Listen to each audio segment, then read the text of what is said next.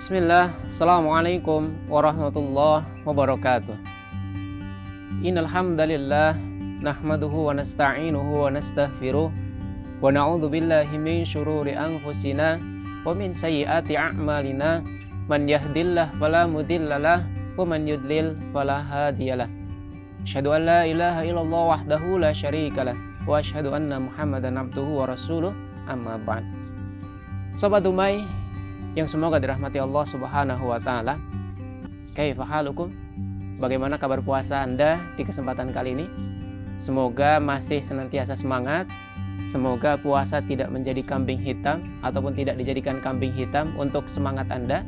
Dan pastinya kita berharap puasa yang kita jalani selama seharian, selama sehari penuh diterima oleh Allah Subhanahu wa taala dan mampu menjadi penggugur dosa setahun yang telah lalu. Amin ya rabbal alamin. Sobat Dumai yang semoga dirahmati Allah Subhanahu wa taala. Kalau kalian lihat judul di bawah ini, mungkin rada aneh.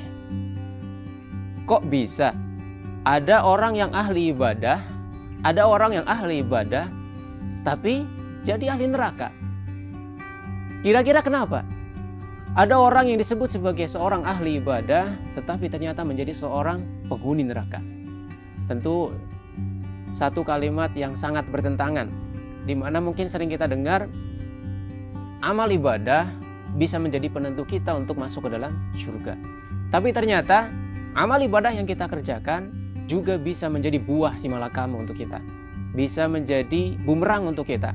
Ternyata bisa menjadikan kita seorang ahli neraka. Seperti halnya yang diceritakan ataupun yang disabdakan oleh Rasulullah SAW. Sebagaimana disabdakan ataupun diriwayatkan oleh Abu Hurairah radhiyallahu an, kelak di yaumil hisab ada 3 orang, ada 3 golongan yang Allah Ta'ala panggil, yang Allah Ta'ala hakimi, yang Allah Ta'ala sidang, kemudian ditanyakan kepada mereka tentang nikmat-nikmat yang telah Allah berikan kepada mereka. Orang yang pertama, dia adalah seorang mujahid. Dia adalah orang yang mati dalam keadaan syahid.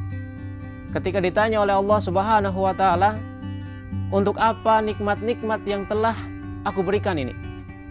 Kemudian sang mujahid ataupun sang syahid tersebut berkata, sesungguhnya nikmat-nikmat yang telah engkau berikan kepadaku, aku pergunakan untuk berjihad di jalanmu, untuk memerangi musuh-musuh agamamu. Maka inilah amalku. Apa jawaban Allah? Kadzabta.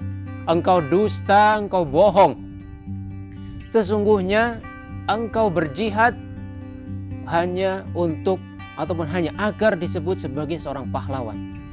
Maka Allah Ta'ala memerintahkan kepada malaikat untuk menyeretnya dan dimasukkan ke dalam api neraka. Waliyadzubillah.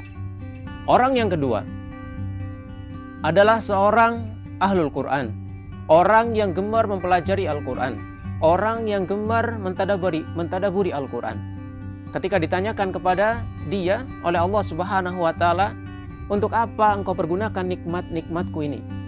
Maka sang ahlul Quran menjawab, aku senantiasa membaca, mempelajari dan juga mengamalkan apa-apa yang terkandung dalam Al-Quran. Apa jawaban Allah? Kadzabta. Engkau dusta, engkau bohong. Sesungguhnya engkau mempelajari Al-Quran hanya agar engkau disebut sebagai seorang alim. Maka Allah Ta'ala seret, Allah Ta'ala perintahkan malaikat untuk menyeretnya dan memasukkannya ke dalam neraka. Dan orang yang ketiga, orang yang terakhir adalah seorang dermawan.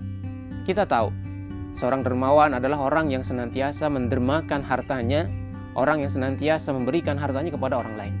Ketika ditanya kepada dia oleh Allah Subhanahu wa taala, untuk apa nikmat-nikmatku ini? Sang dermawan tersebut menjawab, aku dermakan hartamu untuk jalanmu, di jalanmu. Kemudian aku infakkan untuk orang-orang yang membutuhkan. Aku sedekahkan untuk orang-orang yang membutuhkan. Lantas apa jawaban Allah? Kadzabta. Engkau dusta, engkau bohong. Sesungguhnya engkau berderma, engkau berinfak, engkau bersedekah hanya agar disebut sebagai seorang dermawan. Maka kemudian orang tersebut diseret dan dimasukkan ke dalam neraka.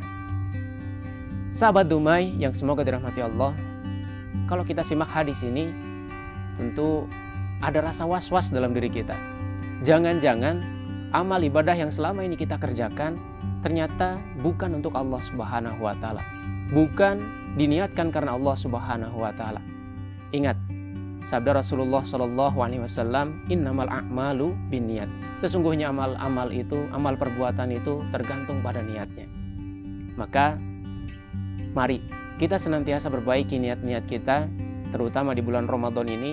Niatkan segala amal ibadah di bulan Ramadan untuk Allah Subhanahu wa taala, untuk mengharap ridho dan juga pahala Allah Subhanahu wa taala. Kiranya itu yang bisa kita bahas di kesempatan kali ini. Wallahu a'lam bishawab. Assalamualaikum warahmatullahi wabarakatuh.